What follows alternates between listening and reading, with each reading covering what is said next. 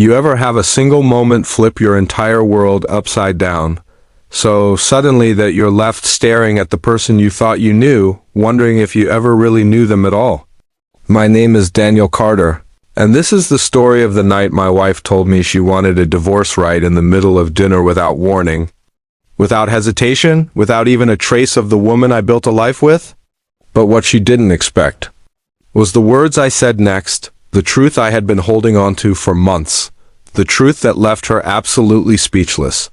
It was a Tuesday evening, the ordinary kind where nothing seems remarkable. I had just come home from work, changed into something comfortable, and started helping with dinner like I always did. My wife, Michelle, was unusually quiet, but not in the exhausted, long day kind of way.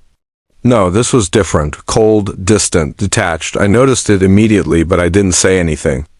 We had been married for 16 years, and I'd learned that sometimes silence solves itself.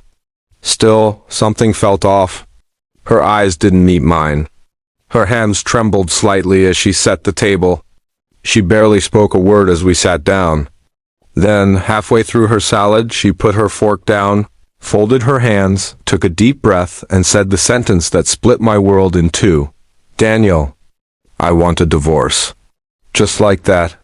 No emotion. No hesitation. No explanation. I froze.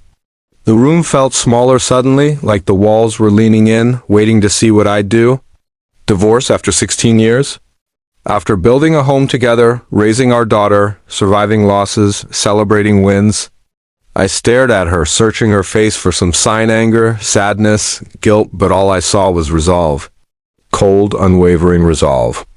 I didn't yell. Didn't slam my fist. Didn't demand an explanation. Instead, I asked calmly, "Why?"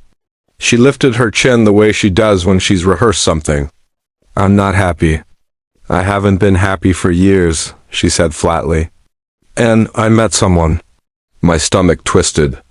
There it was. The quiet lunches. The late-night texts. The distant mood. I had known. Somewhere deep inside, I had known. But hearing it out loud. It hit like a punch. "How long?" I asked. She hesitated, and that hesitation was enough. 6 months, she whispered. I looked at my wife, the woman. I promised to love through all seasons, and I didn't see my partner anymore. I saw a stranger who had been living beside me, pretending. I wanted to break, to rage, to demand answers. But instead, something inside me clicked into clarity. And that's when I said the words she never expected. "All right," I said quietly, "I'll sign the divorce papers." Her eyes widened, shocked not because I agreed, but because she expected a fight. She expected tears, accusations, begging. Instead, I was calm. Too calm? Calm enough to scare her. "Daniel, don't you want to talk about this?" she asked, her voice cracking for the first time. "No," I said softly.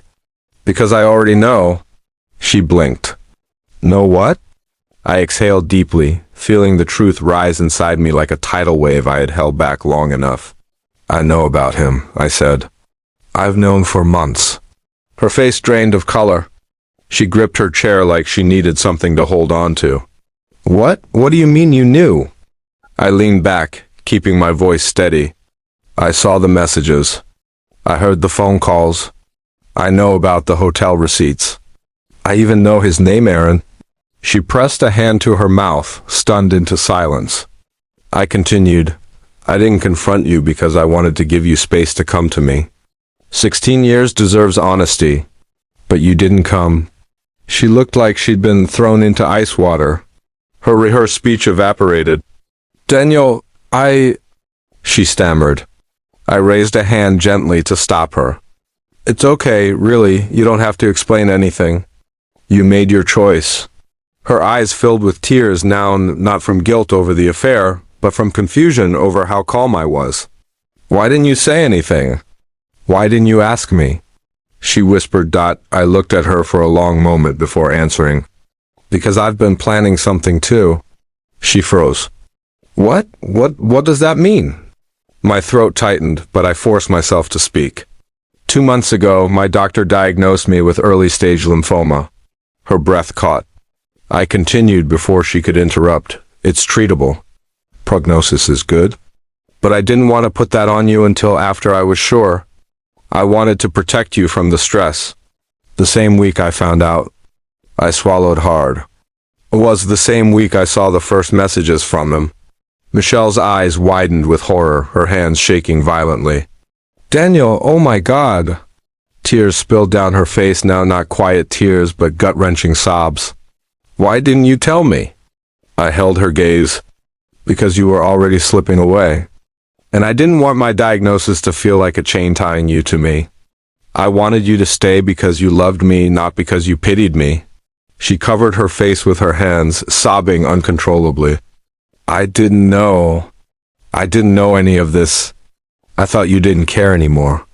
I let her cry. 16 years deserved that, Grace. When she finally looked at me again, her voice was small, broken. Daniel, I don't want a divorce. I made a mistake. I was lonely. I was stupid. Please don't leave me. For the first time all night I felt something inside me crack.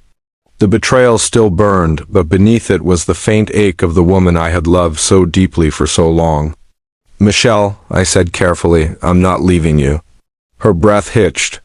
But I won't hold you hostage either. If you want to stay, it has to be because you choose this marriage? Not because you're afraid or guilty. She nodded rapidly, tears streaming. I choose us. I choose you. I'll cut everything off with him. I'll go to therapy. Couples counseling. Whatever it takes, just please don't let this be the end. For the first time in months, she reached for my hand. And for the first time in months, I didn't pull away. The rest of dinner went cold. But our marriage? For the first time in a long time, it felt alive again.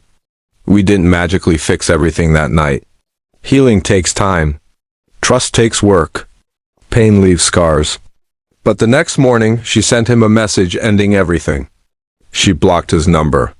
She asked me to sit with her while she deleted all their conversations. She cried through the whole thing. And I didn't say a word, because I didn't need to. She was choosing me. Not because of fear, not because of sickness, but because she remembered who we were before everything fell apart. And days later, at my first treatment appointment, she held my hand so tightly that her knuckles turned white. Some people think divorce starts the moment someone cheats. But sometimes, it starts long before that. With silence. With distance. With two people forgetting how to reach each other. And sometimes, a single dinner table confession becomes the beginning, not of an ending, but of a rebuilding. And as for the words that left her speechless, it wasn't my diagnosis. It wasn't that I knew.